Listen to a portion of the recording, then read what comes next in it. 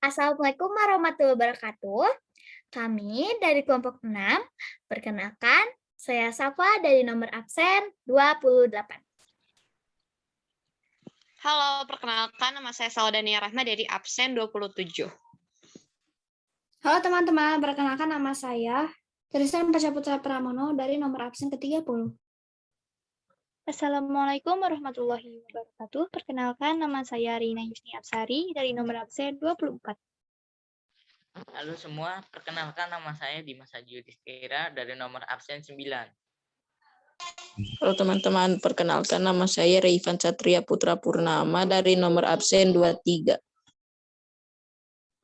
Baik, sebelum acara dimulai, alangkah baiknya kita membaca basmalah bersama-sama. Bismillahirrahmanirrahim. Baik, untuk materi kali ini akan di-share oleh Safa, dipersilahkan. Baik, terima kasih Rina. Oke, teman-teman sebentar. Sebentar ya teman-teman. Oke, baik. Teman-teman. Apa sudah kelihatan? Sudah. Oke, Terima kasih. silakan kepada Rina. Baik. Nah, untuk materi kali ini adalah materi tentang penetapan Pancasila. Next.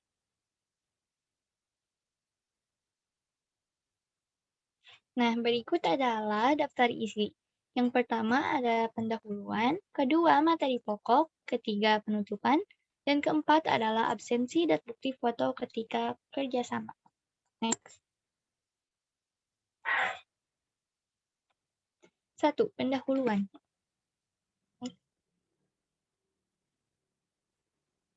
Tujuan penyusunan. Untuk memenuhi salah satu tugas mata pelajaran PPKN yang berjudul Penetapan Pancasila. Agar kita mengetahui intisari dari penetapan Pancasila, menganalisis dengan kaitan pertanyaan rumusan masalah serta dapat dipahami dan dimengerti oleh siswa dan diterapkan dalam kehidupan sehari-hari.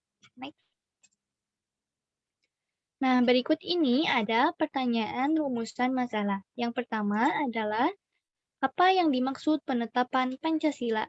Yang kedua, apa hasil keputusan sidang PPKI pada tanggal 18 Agustus 1945? Yang ketiga, siapa yang membawa Insinyur Soekarno dan Dr. Andes Muhammad Hatta dan Dr. Andes Rajiman Wedioningrat ke Vietnam dan tanggal berapa mereka membawanya ke Vietnam? 4. Siapa ketua dan wakil dari PPKI? Yang kelima, tanggal berapa PPKI menggelar sidang pertamanya dan di mana? Nah, berikut itu adalah pertanyaan tentang rumusan masalah. Selanjutnya adalah materi pokok. Next. Nah, berikut ini ada intisari. Intisari akan dibacakan oleh Tristan. Dipersilahkan kepada Tristan untuk membacakannya. Nah, teman-teman, ini adalah intisari dari makna pokok. Kekalahan Jepang dalam Perang Dunia Kedua membuka kesempatan bagi bangsa Indonesia untuk mempersiapkan kemerdekaan atas dasar prakarsa sendiri. Lalu, bagaimana dampaknya terhadap keberadaan BPUPKI? Setelah menyelesaikan tugas, BPUPKI dibubarkan dan sebagai gantinya, pada tanggal 7 Agustus 1945, Jepang mengumumkan pembentukan Panitia Persiapan Kemerdekaan Indonesia, yaitu PPKI, atau dalam bahasa Jepangnya, Dokuritsu Junbi Rinkai, untuk keperluan membentuk PPKI tersebut pada tanggal 8 Agustus 1945. 3 orang tokoh pendiri negara yaitu Insinyur Soekarno, Dr. Andes Muhammad Hatta, dan Dr. Rajiman Wedioningrat berangkat menemui Jenderal Besar Terauchi Saiko Shikikan di Saigon, Vietnam. Dalam pertemuan tersebut, Bapak Insinyur Soekarno diangkat sebagai Ketua PPKI dan Bapak Dr. Andes Muhammad Hatta sebagai wakilnya. PPKI beranggotakan 21 orang termasuk ketua dan wakil ketuanya. Setelah kembali ke tanah air pada tanggal 14 Agustus 1945, Bapak Insinyur Soekarno mengemukakan bahwa Indonesia akan merdeka secepat mungkin dan bukan merupakan pemberian dari Jepang, melainkan hasil perjuangan bangsa Indonesia itu sendiri. Sebagai buktinya, atas kehendak bangsa Indonesia itu sendiri, anggota PPKI ditambah menjadi 6 orang, sehingga anggota seluruhnya menjadi 27 orang. Terima kasih. Ya, terima kasih kepada Tristan yang sudah membacakan kisah. Baik, selanjutnya adalah materi tentang Pancasila dan Proklamasi Kemerdekaan yang akan dibacakan oleh Dimas. Dipersilahkan. 1. Pancasila dan Proklamasi Kemerdekaan. Jepang mulai lemah, namun Jepang tidak mau terlihat lemah bagi bangsa Indonesia. Jepang pun memaksa 3 orang untuk berunding di Vietnam, Bapak Insinyur Soekarno, Dr. Muhammad Hatta, dan Dr. Raciman Wetjoningrat.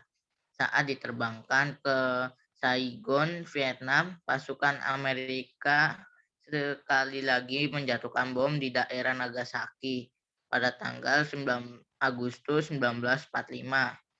Setibanya di sana mereka berunding dengan tentara Jepang. Jepang menjanjikan bahwa Indonesia akan merdeka pada tanggal 24 Agustus.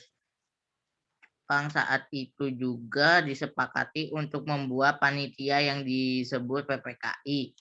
Bapak Insinyur Soekarno adalah ketua PPKI dan Dr. Muhammad Hatta adalah wakilnya. Pada 16 Agustus adalah hari pertama kali sidang PPKI untuk menyiapkan kemerdekaan. Keesokan harinya pada tanggal 17 Agustus, Bapak Insinyur Soekarno berpidato tentang kemerdekaan Indonesia. Ya, terima kasih kepada Dimas yang sudah membacakannya. Baik, materi yang selanjutnya, yaitu materi yang kedua adalah tentang penetapan dasar negara yang akan dibacakan oleh Rifan. Dipersilahkan. Penetapan dasar negara. Walaupun Indonesia sudah merdeka, dasar negara itu Pancasila harus tetap dipertahankan. Rumusan Pancasila telah disepakati oleh seluruh pihak, tetapi beberapa pihak ada yang tidak nyaman atas rumusan tersebut, yakni menyangkut sila ketuhanan sebagai sila pertama dalam Pancasila. Sebelumnya Pancasila pertama berbunyi ketuhanan dengan menjalankan syariat Islam bagi setiap pemeluknya. Beberapa kalangan menganggap bahwa sila pertama terlalu bernuansa Islam dan mereka meminta Dr. Hatta untuk merubahnya. Menurut Hatta, pada hari yang sama setelah proklamasi, banyak tokoh mendatanginya. Mereka meminta untuk sila pertama diubah dan Dr. Hatta pun menghubungi Ki Bagus Hadikusumo sebagai tokoh Islam, merubah sila pertama menjadi ketuhanan yang Maha Esa. Terima kasih. Ya, terima kasih kepada Rifan yang sudah membacakan materi yang kedua, yaitu tentang materi penetapan dasar negara. Selanjutnya adalah jawaban atas pertanyaan rumusan masalah yang tadi sudah saya bacakan. Jawabannya akan dibacakan oleh Safa, dipersilakan. Oke, baik. Terima kasih Reina. Jadi teman-teman, di nomor 1 ada jawabannya nih, yaitu adalah penetapan Pancasila sebagai dasar dari ideologi-ideologi negara Indonesia, memberikan pengertian bahwa negara Indonesia merupakan negara Pancasila. Hal tersebut berarti bahwa semua harus tunduk pada Pancasila dengan membela dan melaksanakan dalam seluruh perundang-undangan berdasarkan Pancasila. Nomor 2, jawabannya yaitu A. Menetapkan Undang-Undang Dasar 1945. B. Memilih presiden dan wakil presiden, yaitu Insinyur Soekarno dan Muhammad Hatta. C. Membentuk Komite Nasional Indonesia Pusat. Baik, untuk nomor 3, yaitu jawabannya tentara Jepang pada tanggal 9 Agustus 1945. Nomor 4, Insinyur Soekarno sebagai ketua dan Muhammad Hatta sebagai wakil PPKI. Yang kelima, jawabannya adalah pada tanggal 16 Agustus 1945 di Jakarta. Terima kasih. Ya, terima kasih Safa sudah membacakan jawaban tentang soal perumusan masalah. Selanjutnya adalah tentang analisis yang akan dibacakan oleh Salwa. Dipersilahkan. Analisis, penetapan Pancasila sebagai dasar dari ideologi-ideologi negara, Indonesia memberikan pengertian bahwa negara Indonesia merupakan negara Pancasila. Ternyata di balik penetapan Pancasila ada beberapa rapat yang dilaksanakan. Contohnya di tanggal 18 Agustus 1945 dan mendapatkan hasil yaitu A. Menetapkan UUD 1945. B. Memilih presiden dan wakil presiden yaitu Insinyur Soekarno dan Muhammad Hatta. C. Membentuk Komite Nasional Indonesia Pusat. Selain diadakannya beberapa rapat, ternyata Insinyur Soekarno, Dr. Muhammad Hatta, Dr. Rajimanwedjoningrat dibawa ke Vietnam oleh tentara Jepang pada tanggal 9 Agustus 1945. Anggota PPKI ada 27 yang diketuai oleh Insinyur Soekarno. PPKI juga menggelar sidang. Salah satu contohnya pada tanggal 16 Agustus 1945 di Jakarta. Terima kasih. Ya, terima kasih Salwa sudah membacakan tentang analisis. Selanjutnya adalah penutupan. Next.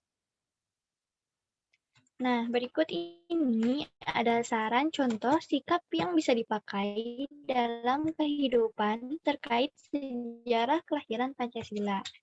Yang pertama adalah menjaga toleransi, saling hormat-menghormati di antara umat beragama, agar tercapai kedamaian dan kenyamanan bersama.